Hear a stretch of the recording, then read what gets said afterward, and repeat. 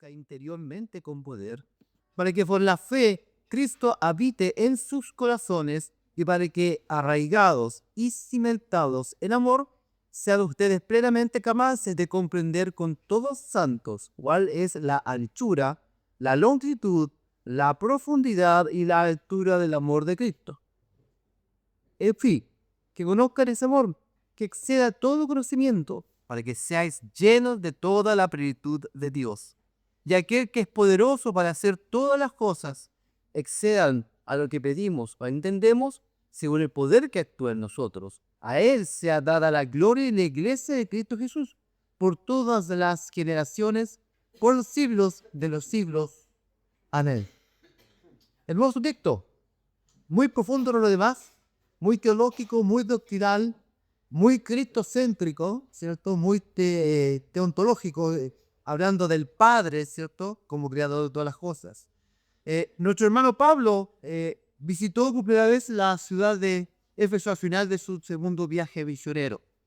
Y antes de partir de regreso a Jerusalén, ¿cierto? Cuando dice que en Hechos 18, 18 y 19, dice que habiendo salido de Corinto, dice, llegó a Éfeso y los dejó allá, a Priscila y Aquila. Y entrando en la sinagoga, discutía con los judíos, los cuales se le rogaban y se quedase con ellos por más tiempo. Mas no accedió, sino que se despidió de ellos, diciendo necesario que en todo caso yo guarde incluso en la fiesta que viene, pero volveré a vosotros, si Dios quiere, y zarpó a él. Y nuestro hermano Pablo, el que fundó esta iglesia, la historia dice que nuestro hermano Pablo hizo un trabajo muy minucioso ahí en la iglesia de Éfeso, haciendo visitas, visitando a los hermanos que en las diferentes casas hasta formar la congregación y levantar líderes en esa congregación, en la cual después ya se formó como iglesia de Cristo. Así que el evangelio, hermano, fue introducido a Éfeso por Priscila y Aquila, comisionada por nuestro hermano Pablo, una pareja con dones excepcionales, según Hechos 18, que fueron enviados por Pablo mientras regresaba a Cruces. ¿Cuál es el tema central de esta hermosa epístola? Y es que el propósito eterno de Dios es de unir todas las cosas en Cristo, en Él y a través de su iglesia. Dos cosas importantes que se mencionan en esta carta: la iglesia y Cristo.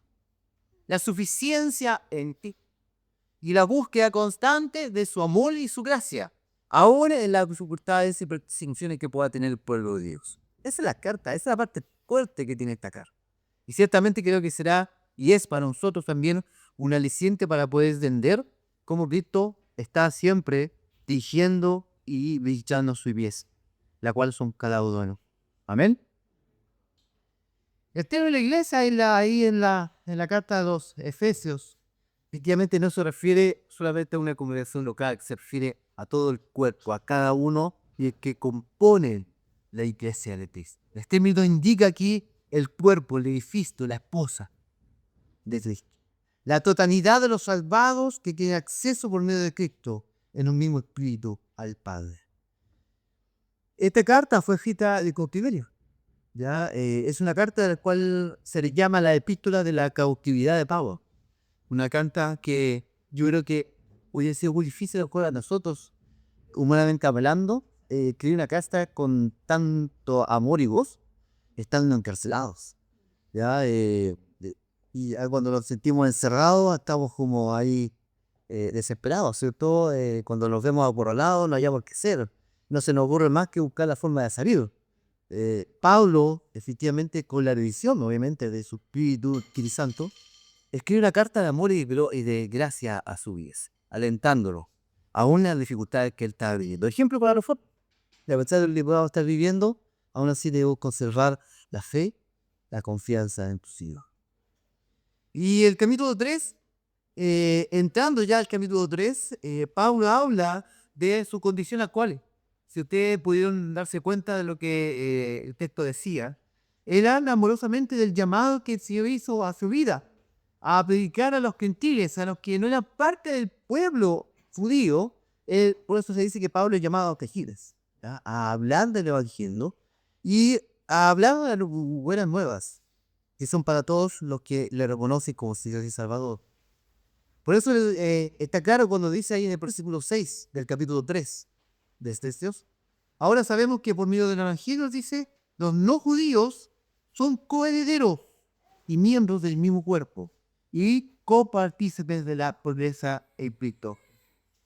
Efectivamente, todo este tema de la universalización de la iglesia, que no era solamente para el pueblo judío, como ellos muchos lo querían, lo decían, no, si Jehová es para nosotros, los pueblos paganos deben ser destruidos, que ellos no merecen la misericordia de Dios.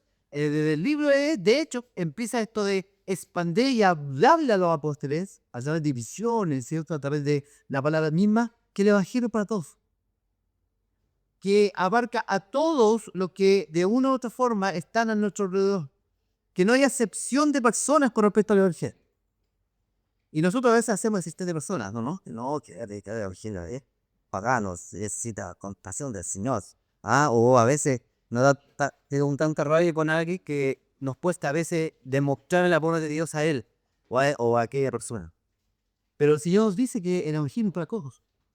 Aunque nosotros creamos, humanamente hablando, que lo hace en él, es el favor de Dios. Eso no nos compete a nosotros. Le compete solamente a Cristo, que es el que elige y no nosotros. Por lo tanto, el evangelio debe ser predicado a ti, un persona de ti. Y esa es nuestra misión. Entonces, van, queridos, ahora habla de la misión también, de una misión que no es de uno solo, sino que habla de la iglesia y del poder de llevar a todos al evangelio, aún a las autoridades. Dice ahí del versículo 1 al versículo 13 de servidores antes de estar en el doctrina. De las autoridades, de un contexto donde estaban los hermanos de Éfeso, ahí Pablo les pide para que se fortalezcan, entendiendo que aún las autoridades pueden doblegarse ante el Señor Jesucristo. Y eso por medio de quién? Del poder del Evangelio, pero también usado como instrumento a los hermanos de pueblos. También una gran lección para nosotros, que cada uno de ustedes, mío y de todo el pueblo de Dios, tiene una misión: entregar a las autoridades de nuestro alrededor toda la palabra de Dios. Entonces, hermanos, tenemos que entender entonces que a la luz del texto que debemos crecer, y para crecer como hermanos en la fe, como pueblo de Dios, debemos reconocer entonces la autoridad primeramente del Padre. Reconocer la autoridad del Padre. Queremos crecer como creyentes en nuestra fe personal, pero también en nuestra fe bíblica, en nuestra fe comunitaria, congregacional. Debemos reconocer la autoridad del Padre, del Creador de los cielos y de Dios. ¿Por qué? Porque Pablo partió de eso. Del texto del versículo 14 y 15 del capítulo 3 dice: por eso yo me arrodillo delante de ¿quién? Dice, del Padre, de nuestro Señor Jesucristo, de que recibe su nombre toda familia en los cielos y la. Maravilloso. Pablo parte dando una declaración clara y categórica. ¿Quién es nuestro Padre? Dios. ¿Quién es nuestro Señor? El Señor Jesucristo. ¿Quién dirige y transforma nuestra vida? El Espíritu Santo. Y Pablo tenía muy claro, pero aquí parte diciendo: yo voy a doblar mis rodillas ante el Padre. Aquí el apóstol, tras haberles hablado de la sabiduría, del poder y del evangelio, en los versículos anteriores, al 14, enlaza entonces los textos: por esto o por esta causa, con que había comenzado ya el capítulo, y pasa a elevar a Dios una plegaria aceptosa a favor de sus queridos hermanos de él. Es sabido claramente que Pablo tiene conocimiento claro de la Escritura, ¿ya? Él estuvo al pie de la Biblia, ¿cierto? Él, aparte de todo eso, toda su vida estuvo ligada a Cristo, al llamado visible había esto, a visiones. Por lo tanto, su vida completa estaba mirando la cruz y su conocimiento era claro con respecto al Dios Trinitario. Un discernimiento que solamente pensando la había dado. Y por eso él dirige a Dios, al Padre de nuestro Señor Jesucristo, ante quien ha de presentarse, dice el texto, todas nuestras oraciones, a través de como nuestro Padre Celestial. Pablo añade a esta frase del versículo 15, de quien recibe su nombre, dice, toda familia en los cielos y en la tierra. Toda la familia significa todos los creyentes. Todos los creyentes en el Cristo son la familia de Dios. Es la traducción que se desprende del original, y esto demuestra que todo hombre o grupo de personas constituyen una familia en la fe. Y esta familia y grupo tiene su origen en el Padre, donde toma nombre como referencia a la paternidad de Dios. Toda familia del cielo o de la tierra le pertenece a Él y lleva el nombre de la familia. En el capítulo 2 muestra este concepto más claro en el versículo 18 y 19. Dice que por medio de Él, unos y otros tenemos acceso al Padre en un mismo espíritu. Por lo tanto, ustedes ya no son, dice, extranjeros ni advenedizos, sino conciudadanos de los santos y miembros de la familia de Dios. Antes de llegar a este texto, Pablo ya en el capítulo 2 hablaba de la familia de Dios. Todos somos coherederos y miembros, ciudadanos de la familia de Dios. Y tenemos en común un Padre, nuestro Dios, nuestro Señor. No hay otro Dios en la vida nuestra y no debe haber. Así lo hay, meditemos, reflexionemos y desechemos. A veces puede costar salir, sacar de nuestra vida otros dioses que constantemente están ahí manipulando nuestra vida y guiando nuestra vida, ¿cierto? Pero por un Dios en minúscula, que no corresponde al Dios verdadero, toda nuestra vida, toda su vida, hermano querido, debe estar destinada a adorar al único Dios y Señor de la vida y de la creencia. Por lo tanto, directamente, hermanos queridos, si hay dioses en su vida, sale.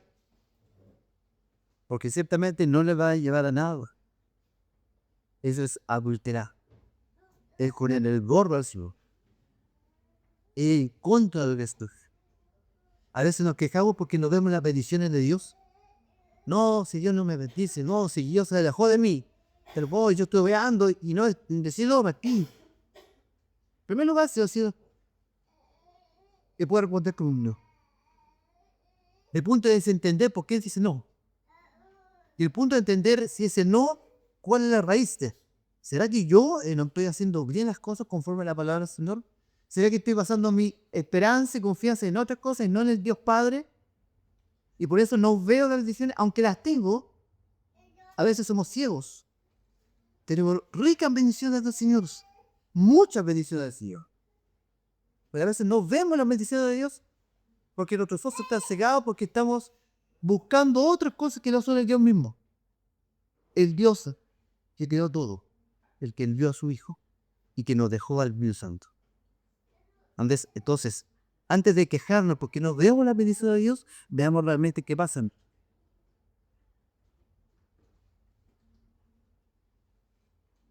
Esta es la razón por la cual debemos mostrarnos de los cristianos. Cada uno de nosotros pertenece a esa familia mundial, histórica en el cielo y en la tierra, donde todos compartimos un mismo Dios. Para los hermanos de Éfeso, palabras como esta tenían un profundo valor y daban un gran ánimo de que estaban rodeados de gobernadores, de potestades, de idolatría, de ídolos, de autoridades, poderes cósmicos, en una presente oscuridad de la época. Nosotros también, efectivamente, pertenecemos, ¿cierto?, a un lugar y vivimos en un contexto muy parecido. Quizás no del primer siglo, pero hay muchos dioses, hay autoridades, hay ideologías, hay pensamientos, ¿cierto? Hay movimientos que van en contra de la palabra de nuestras creencias como creyentes en Dios. Pero la diferencia está en que así como los hermanos de Éfeso y Pablo les exhortaba, nosotros también tenemos a Dios Padre, a Dios Hijo y Dios Espíritu Santo con nosotros. Por lo tanto, no estamos solos. Podemos estar rodeados, ¿cierto?, de una oscuridad que está alejada de Dios, pero usted es luz donde quiere que vaya, porque Dios está con usted. ¿Usted cree eso? ¿Confía en que donde usted va es luz? Porque si no estamos haciendo luz también, hagamos un análisis. O lo estamos mimetizando como los soldados se visten con uniforme para pasar entre medio de los matorrales y no se ven. Pues Dios darles ahora a ese tipo de soldados. Bueno, andamos con mimetizados, ¿cierto? Y pasamos entre medio y nadie se da cuenta que somos creyentes. Porque hacemos lo mismo que hacen. Porque tenemos el mismo pensamiento. Porque hablamos de la misma forma. Y porque nuestro pensamiento e ideología es muy parecido a lo que ellos piensan. Entonces, no somos diferentes. No hacemos el cambio. Entonces, si queremos ser notorios ante los demás, cultivemos una vida que busca al Señor y escudriñe su palabra.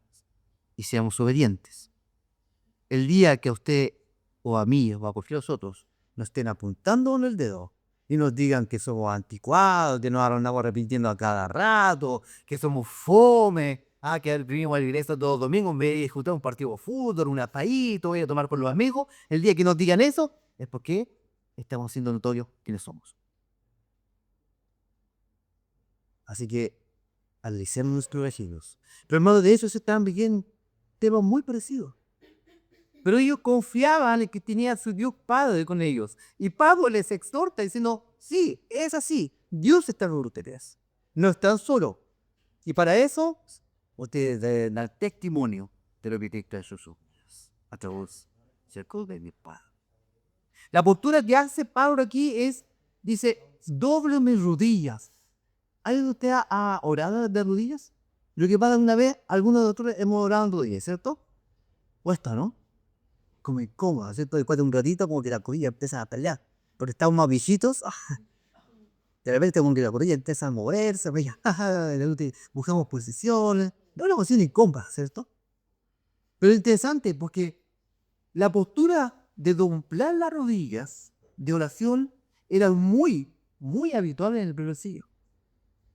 Es más, se exhorta constantemente, hay escritura en el Antiguo Testamento a doblar tus rodillas ante el Padre cerca. Sentados puede ser una postura apropiada para hacer que se haga una meditación, reflexionar, leer la Biblia. Pero nunca para orar. Orar de rodillas, aunque ha llegado a ser una actitud que era normal en muchos aspectos, era antiguamente expresión de profunda emoción. Ornelo y sobre esta base hemos de entender aquí las palabras de Pablo. Además expresa reverencia y una disposición a obedecer. Puede también comunicar intensidad de sentimientos y resoluciones, lo cual ciertamente encaja con la relación de esta oración de Pablo. Pablo alude posiblemente también a Isaías 45:23. Ante mí, dice, se lo dará toda la rodilla. Así que arrodillarse no es malo paz. Practiquemos el arrodillarnos. En nuestras casas, al lado de nuestra cama, cuando estamos solos, ahí en el sillón.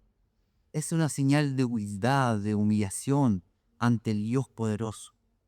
Que aunque tenemos un Dios poderoso, Él igual está cerca. Está dentro de nosotros. Mora en nosotros. Y escucha en tus oraciones. Así que este Dios Padre que creó todos los cielos de la tierra, está tan cercano. Está al lado con nosotros hasta el día que Él regrese a su presencia. Pero por otro lado también, hermanos, para crecer como comunidad, como creyentes, individuos, debemos comprender también y conocer el amor de Cristo. ¿Cómo conocemos el amor de Cristo? No, sí, es algo habitual, ¿cierto?, del creyente, de conocer que Cristo en su amor, que Dios en su amor envió a quién, a su Hijo por nosotros. No hay amor más grande que es. Más aún, Cristo se sometió a la voluntad de su Padre a pesar de la situación que iba a vivir. Y Él sabía que por amor se entregó por nosotros. Entendemos todo eso, pero a veces se nos olvida. Y ahí viene de nuevo nuestro Señor, a través de su palabra, a recordarnos nuevamente ese gran amor. Y Pablo hace eso con nuestros hermanos de Éfeso.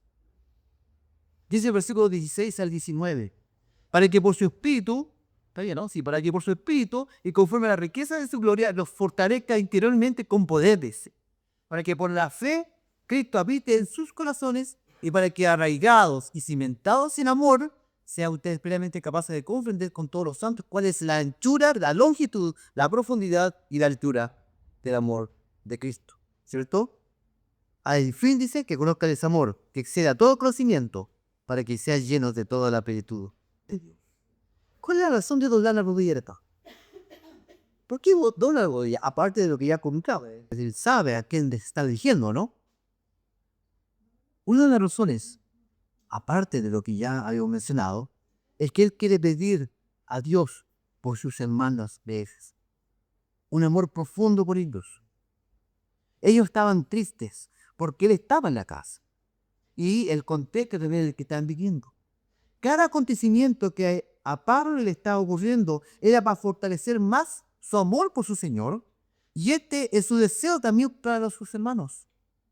La dificultad de la vida, hermanos, los altos y bajos, trae al creyente fuerzas, dependencia, crecimiento, pero a la vez unión en la hermandad. Les dice a sus hermanos que su Dios suplirá todas sus necesidades conforme a las riquezas de su gloria. ¿Usted cree eso? ¿Cree que suplirá todas sus necesidades conforme a su amor, su gracia, sus riquezas? Así es, hermano. Créanlo por fe. Créanlo realmente de corazón. Camine día a día entendiendo las riquezas de Dios son mías. Porque Él me las regaló. Porque Él vive y mora en mí. Y no estoy solo. Le dice su hermano que su Dios suplirá entonces todas las necesidades. A través de la Trinidad, a través del Espíritu Santo. La esperanza viene de aquel que ha mirado a la cruz. Que sabe que por medio de Él, del Espíritu Santo, encontraremos en Él y solo en Él las cosas que necesitamos para este mundo convulsionado. Cuando un arte tiene sus raíces bien esparcidas y profundas en la tierra, nada podrá arrancarte, moverlo de su lugar. Cuando el hombre que ha sido redimido, alcanzado, está fuertemente apegado a su Señor en comunión, en fe, en esperanza y amor, nada podrá moverlo de su lugar de paz y confianza a sus hijos. Esa esperanza y riqueza será dado en el hombre interior, en el interior de él, en el interior de cada uno de nosotros, en sus corazones, en sus emociones y sentimientos, pero a la vez en su vida, para que puedan comprender la verdad de su presencia continua. Por eso Pablo le dice que yo anhelo constantemente que Cristo habite plenamente en tus corazones. Eso le dice Pablo a sus hermanos. Yo quiero que Él habite, que Él viva en ustedes. Y que usted entienda que usted está día a día caminando con Él porque Él mora. La palabra habitar se refiere a una morada permanente, constante. No algo pasajero que va y viene. Anteriormente, en el Antiguo Testamento, la morada del Espíritu Santo era de vez en cuando en la vida de los jueces, ¿cierto? De los reyes. Cuando Dios quería hacer algo, mover a sus hijos, venía el Espíritu Santo y moraba en ellos por un tiempo determinado. Pero después, sí. Cuando vino Cristo, eso cambió completamente. La morada ya del Espíritu Santo no era de vez en cuando, iba a ser constante, fluida. Ya no iba a ir y venir, sino que constantemente iba a estar en la vida del cliente. ¿Para qué? Tuviera conciencia de pecado, conciencia de quién es. Y que a través de ese Espíritu Santo le buscara en tu mente y expreso el buscar hacerlo. Por lo tanto, hoy día, usted tiene el Espíritu Santo en su vida. Usted mora en su corazón de excepción. El texto dice, interesante, arraigados y cimentados. Esto para comprender aún más el inmenso amor de ti. Este lenguaje, hermano, deriva de la horticultura y de la arquitectura. 46 dice el texto claramente, fortalecidos, arraigados y cimentados. El creyente crece en el amor de Cristo, el terreno fértil donde crece y se desarrolla ese amor, pero a la vez de ese fundamento, la base, donde son moldeados y hechos construidos. Es por eso que por lo que deben conocer las dimensiones de ese amor. Todo creyente, al igual que los hermanos de este, deben ser capaz, con la ayuda del Señor y del Espíritu Santo, de comprender 4 dimensiones del amor de Dios. No 3 dimensiones, 4 dimensiones. ¿Cuáles son esas dimensiones? Anchura, longitud, profundidad y la altura del amor de Dios. O sea, no hay por dónde se escapa el amor de Dios. Por todos lados está el amor de Dios. Usted vive del amor de Dios. Por lo tanto, hermanos, Nuestro hermano Pablo nos exhorta el día de hoy a conocer ese amor. Es verdad, podemos estar aconflejados, tenemos dificultades familiares, personales, económicas, pero eso no significa que el amor de Dios no está en su vida. O que Él está buscando que Él entienda que ahora sí, su amor está con Él y con usted, buscando la salida, dándole la paz, dándole la forma de solucionar las situaciones de su vida a través de la confianza y la esperanza que usted debe tener en Él. 4 dimensiones en las cuales el amor se expresa. 4 dimensiones para entender cuán inmenso es el amor de su Señor. Y por último, hermanos queridos, para crecer juntos, debemos descansar en su poder, el cual actúa en nosotros. ¿Usted cree en el poder de Dios? ¿Cree que está haciendo ahora cosas grandes de su vida? Amén. Dice versículo 20-21, y aquel que es poderoso para hacer que todas las cosas excedan a lo que pedimos o entendemos, según el poder que actúa en nosotros. A Él sea dada la gloria en la iglesia, en Cristo Jesús, por todas las generaciones, por los siglos de los siglos. Amén.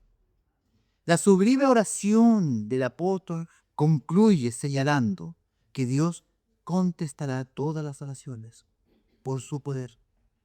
Pablo asegura que Él puede hacer mucho más de lo que podemos pedir o imaginar. El concepto que aparece en el último versículo es muy significativo. Dios recibe gloria en la iglesia, en esta iglesia. Él recibe gloria en la comunidad de creyentes reunidos en Él. Y también recibe gloria en cada uno de nosotros. Porque nosotros somos Dios. Eso, el cuerpo. El propósito de Dios es que la iglesia exhiba los atributos divinos y así le dé gloria y reconocimiento para siempre. Que la iglesia viva en unidad, armonía, paz, santidad, de manera que Dios sea glorificado y pueda crecer en unidad, teniendo como base eso. No somos islas, hermanos. Somos una comunidad de creyentes en el cual confía en Dios. Una comunidad que se fortalece uno con otro, que se ayuda uno con otro, que ora uno por otro, que también se cuida materialmente. ¿Usted sabe que las palabras del Señor, cuando habla de las riquezas que se nos da, no son solamente para nosotros? La palabra del Señor enseña que todas las riquezas que el Señor nos ha dado es para la ayuda de nuestro prójimo y la búsqueda de la paz de nuestro prójimo. Es verdad que nosotros también estamos dentro de eso. Pero todo lo que el Señor nos ha dado es para guiar, ayudar, apoyar, bendecido a los demás cuando están en necesidad. Pero lo fuerte de la puridad es efectivamente dar la gloria en la unidad de cada uno de ellos. Es por eso que es maravilloso, hermano, cuando aquí se pregunta por tu de razón. Porque al levantarse y a dar su petición, está diciendo el man necesitó de su ayuda para que ore con. Cuando hay necesidades, la iglesia trata y busca la forma de ayudar. Pero no esté solamente que los diáconos o la iglesia ayuden a su prójimo cuando está en necesidad, porque también lo puede hacer en su medida. Así la iglesia crece y se une en unidad. Y es una sola en Cristo sí.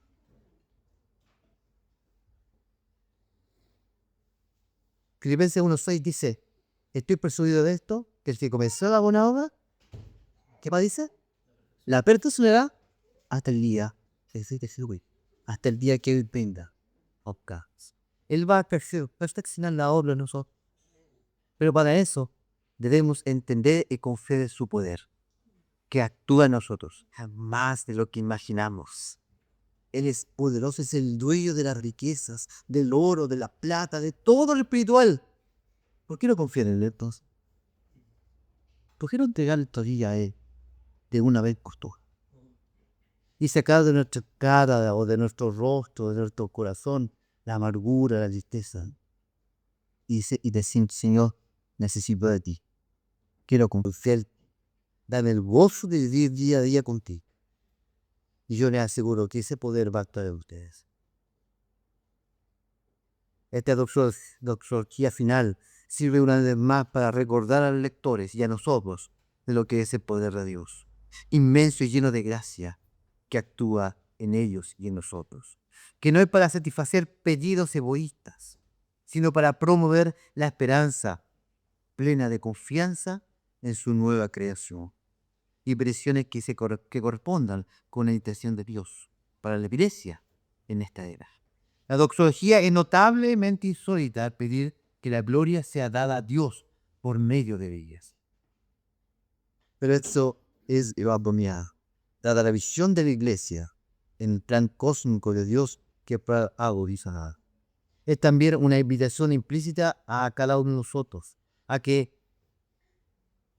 nos aseguremos y busquemos la dependencia de Dios mismo y tengamos el carácter que refleje a Cristo. Que el Señor nos bendiga. Oremos. Amado Señor, te damos gracias porque tu palabra nos abra, nos muestra el camino de seguir y que a pesar de nuestros pecados,